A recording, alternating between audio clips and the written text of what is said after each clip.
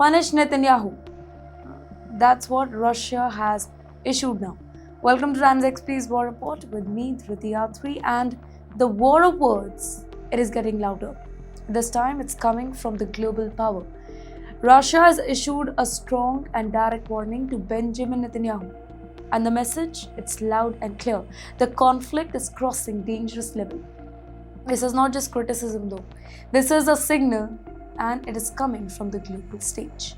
At the United Nations, Russia's ambassador spoke out very forcefully, accusing Israel of expanding the conflict beyond the limits.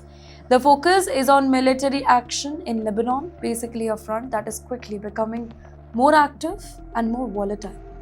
According to Moscow, these actions are not just operations, but escalation that could pull in more and more countries into the deeper chaos.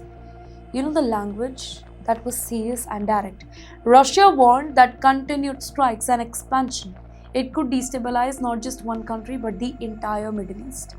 And at the center of this warning is concern over international law.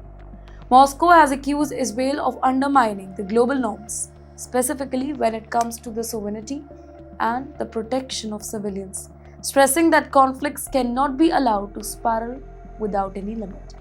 Now here Russia also laid out clear demands: an immediate ceasefire, protection of the civilians, and respect for national borders. You know, these demands are not really new, but in the current situation, they carry much stronger sense of urgency here. Wait, that really matters because the situation is no longer just a regional conflict.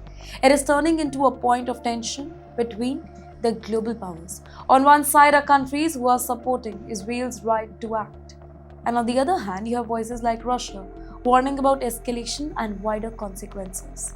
And this adds a new layer of complexity to an already tense situation. Ladies and gentlemen, when global powers begin to clash, the stakes rise. Well, statements become signal, warning becomes pressure, and diplomacy itself turns into a battleground. In the meantime, on the ground, tensions remain high. Military activity continues specifically along the Israeli northern border. And every new development, it is raising the stakes here. Well, for civilians, this is not just about geopolitics anymore. It's about daily life under constant pressure. And now the key question is whether this warning will change anything, slow down the escalation, or push the whole situation into an even more complex global standoff.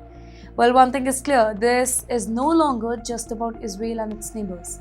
It's about how far the conflict could expand and how many more powers could really become directly involved as the situation continues to unfold.